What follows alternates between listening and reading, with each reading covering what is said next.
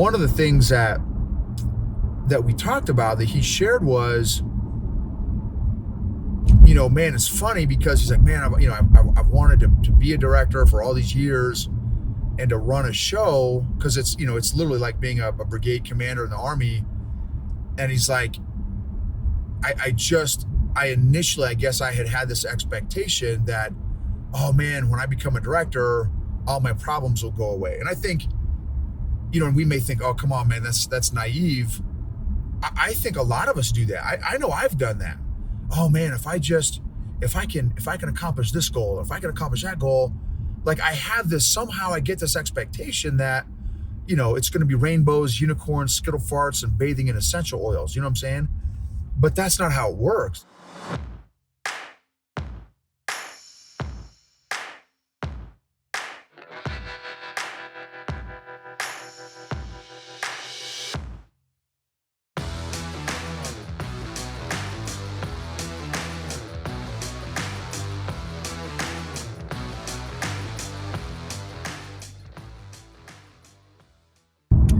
EQ gangsters.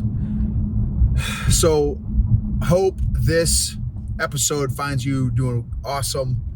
I just got done with a couple hours, 2.5 hours of jiu-jitsu, which is always amazing. And this is a time where, man, I'd be honest with you, I did not want to come tonight. I've had a back-to-back coaching appointments week, which is something I love. I love coaching leaders and being a part of developing leaders and helping create emotionally healthy, emotionally intelligent leaders. It's a tremendous blessing. And I was just feeling a little tired, a little exhausted. And I was like, man, I think I'm just going to do nap ops, old man nap ops. And last minute I said, no, dude, come on, man. Let's go knock out some jiu-jitsu. And I'm so thankful. One of my thoughts actually, and my reflection was, in 5 years, I've been doing jits for 5 years now. In 5 years, I have never regretted going to a class, ever, in 5 years. And so I'm like, come on, man. I always leave better than when I show up. This episode is going to be about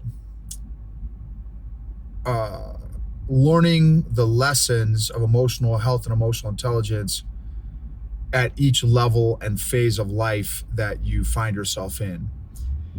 A buddy of mine, real good buddy of mine, one of my classmates from West Point, reached out to me, texted me today. And so as soon as I had an opportunity, I called him back. And incredible, super guy. If you have great people in your life, I strongly encourage you to take the time, effort, and intention to tell them how much they mean to you. This is one of those guys. That's a whole nother story, a whole nother episode. We didn't really know each other in college, knew of each other, and like 15 years after graduation, somehow we connected. Oh, I remember, I was watching a TV show. And it was a great series that I totally got sucked into. And in the credits, when it said the writers, his name popped up. And I'm like, what? There's no way that this is like my classmate. So I paused it when when the credits were going up with his name. And I had my wife take a picture of me pointing at his name. And then I sent him a message on Facebook. I said, hey, bro, I said, I'm sure there's probably a lot of guys, your name around in the world, but is there any chance that this is you? And he said, yeah, it's one of my shows. So he, come to find out, he's this big baller writer in Hollywood, in LA. And so ever since then, that's been probably, 8 years ago, maybe 10 years ago, we've just stayed in touch throughout the years. And it's been so neat to follow his journey. And so neat to follow his journey. It took him a hot minute. Like it was so, in fact, check this out. I was going to not mention his name because I didn't ask him if I could do this, but I'm not going to share anything personal that's, But I did an episode with him. His name is TJ Brady. TJ Brady. I did a podcast episode with him about his journey, and he kind of shares his journey of he was an Army officer, graduated from West Point, Army officer, and then tried out for this writing competition because when he was 12 years old, he discovered a gift and love, passion of writing. And so, but then, goes to West Point, again, Army, becomes I think an armor officer or artillery officer. And he has this in his area or somewhere, he submits this writing thing for this writing competition and wins it. And anyway, you have to watch or listen to the episode or watch it on YouTube. It's awesome. So we've been following each other, been following him, and he if you have watched the new Fresh Prince of Bel-Air, that's his show. He's the writer. He's one of the writers on that show, and not just writers. And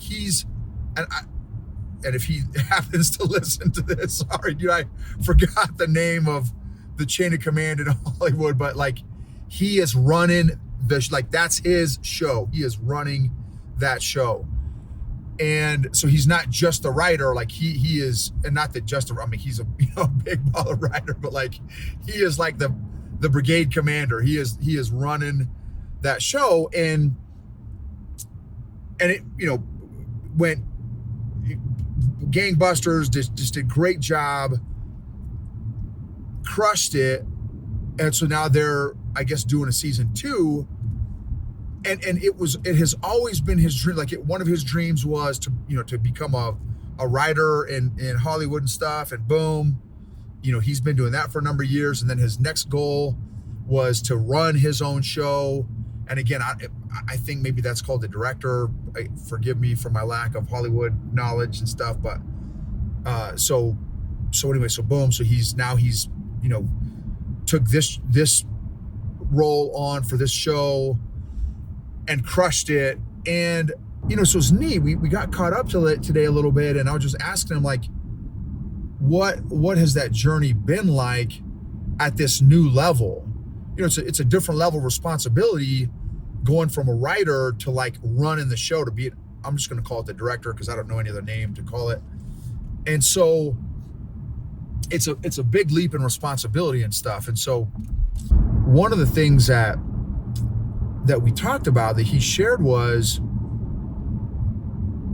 man, it's funny because he's like, man, I've wanted to be a director for all these years and to run a show, because it's literally like being a brigade commander in the Army. And he's like, I initially, I guess I had this expectation that, oh man, when I become a director, all my problems will go away. And I think, and we may think, oh, come on, man, that's naive. I think a lot of us do that. I know I've done that. Oh man, if I can accomplish this goal, if I can accomplish that goal, I have this, somehow I get this expectation that, it's going to be rainbows, unicorns, skittle farts, and bathing in essential oils. You know what I'm saying? But that's not how it works. It's just, and then I brought up Matthew 25:14-30. It's one of my favorite passages in the Bible because it's the entrepreneur passage where an entrepreneur has been grinding, right? He was in a startup, probably some early Israeli online startup business back in the days. Totally joking. And so, but he was an entrepreneur, and he had 3 employees in his company. He goes off on a family vacation, and he said, hey, to the first guy he gave $5,000 to, second guy $2,000, third guy $1,000. Like, hey, you guys double my money. I'll be back in a couple months. Which, if you think about it, it's a long time for an entrepreneur to be gone for your business, especially if it's a small business. You only got 3 employees. That's no joke. So it says he was gone a long time. He comes back, say, hey, how'd it go? And the 3 guys, first 2 guys, hey, boss, went great. We doubled your money. And this particular episode is going to be on the first 2 guys, not the third guy. That's a whole nother episode that I've done. I've talked about it before in previous episodes. The first two guys double the boss's money. And what was their reward? I was thinking, oh man, they're going to get, they'll be able to get, 24-inch rims for their chariots. You know what I mean? They're going to be able to get, gold-plated bridle for their donkeys. They'll be able to get, AC for their, for their tents, their GP mediums out in the, Egyptian desert. And so, no, what they got was increased responsibility. So just like my classmate TJ was talking about, he's like, man, I just kind of somehow thought all my problems would go away, but it's just problems at a different level. And so then the other thing that we kind of talked about was, how has he grown internally, emotionally, to meet and match those challenges at that higher level, because he's now, the director of that show, or, whatever that title is, he's running the show now. And he has, right? He has been. And then one of the things that I said was I said, bro, I bet you there are some people at that level that are rolling at that level right now that have not grown emotionally and are probably suffering consequences for not growing at that next level. So that's my question for you guys is, as you are growing professionally, are you also as intentional at growing personally?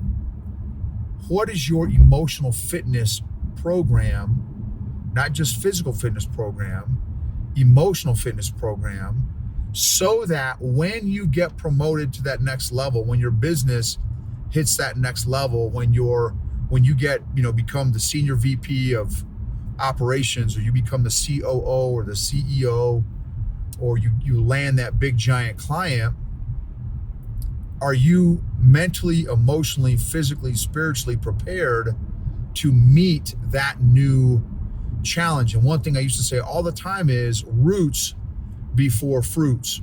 Roots before fruits. You got to dig the roots. Now, not everyone digs the roots first, but the way I want to do it is I want to make sure that I'm spiritually, mentally, emotionally, physically digging and developing my roots as deep as possible, so that when God gives me the opportunity to level up, I will be prepared in every way to handle those new levels of playing at that next level. For example, it's all fun and games to play football in the old, Pop Warner League, but are you still working out once you get into high school?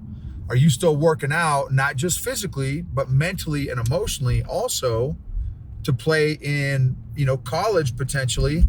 Are you still working out mentally, emotionally, spiritually, physically to play in that NFL? Because here's the deal. By the time you make it to the NFL, you don't have 150-pound linebackers that run a 7-second 40. In the NFL, you've got a 265-pound, 6'5", 5% body fat animal who can run a 40 in probably 4.5. You know what I mean? A 4.5 40 that wants to take your head off and will take your head off if you're not prepared for that. And again, not just physically. That's the thing. At that level, when you're playing at that level, you can't just be prepared physically. Everybody's prepared physically to play in the NFL once they get to that level. What separates those guys, those higher level of achievers, is all the little stuff. It's the mental, it's the emotional, it's the spiritual, it's all those other areas.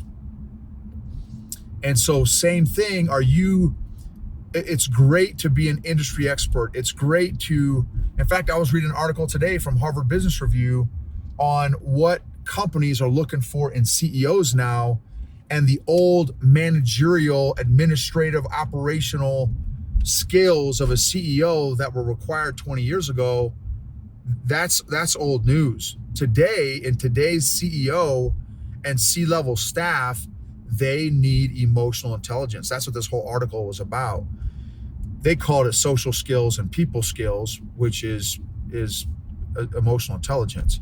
And so how are you intentionally growing that aspect of your life? Are you getting healthier emotionally so that, again, when you get promoted to that next level, you will be ready for that next level of linebacker, of defensive end, of nose guard that's trying to tackle you. Are you ready for that? And so, because again, dig your roots before those fruits come. And then something my wife used to say too is dig your well before you're thirsty. Again, work on that internal game, your internal fitness, so that you'll be ready for whatever comes at you in life. And maybe it's not even what comes at you professionally. Maybe it's going to be something in your family, or maybe it's going to be something in the country, or maybe it's going to be something, some other external factor. But again, as long as you're ready, another example, a buddy of mine, I'm going to Alaska on my first hunting trip for black Sitka-tailed deer. And, my buddy was telling me, he's going with me. He's the one that's organizing the trip. He's like, there's this hunter, and I don't remember the guy's name, but there's this hunter who like runs a marathon a day, like literally runs 20 to 30 miles a day just to make sure that he's always ready for a hunt. Whatever hunt it is, someone calls him up today, hey, we're going to go, hunting in Colorado at some 14,000 foot mountain. He'll be like, let's go, right? Because he's always ready. Are you always ready? Am I always ready, mentally, emotionally, physically, spiritually, to handle that next challenge, that next level of challenge? So super big props to my classmate TJ for the great conversation that we had, and I appreciate his Proverbs 27:17 iron sharpening that he gave me today. And man, I encourage you, just reach out. If God puts somebody on your heart, reach out to them. Let them know you're thinking about them. Let them know you're praying about them. Ask them how they're doing. The more you serve others, the smaller your problems get. I just am very thankful for him being in my life. He's very real. He's very present. He is, and I also love him because he's like, man, I had some low days, since we last spoken. I'm like, well, crap, I definitely have too. And I just love real friends, real people, real friends, real issues, real life. And I'm just very thankful for that. So anyway, that's my encouragement to you all. Develop a consistent emotional fitness program, spiritual fitness program, physical fitness program, so that you can be ready when you get promoted and level up to that next level of life. Because emotionally healthy leaders create emotionally healthy cultures and organizations and businesses, which lead to maximized and optimized performance outcomes and results.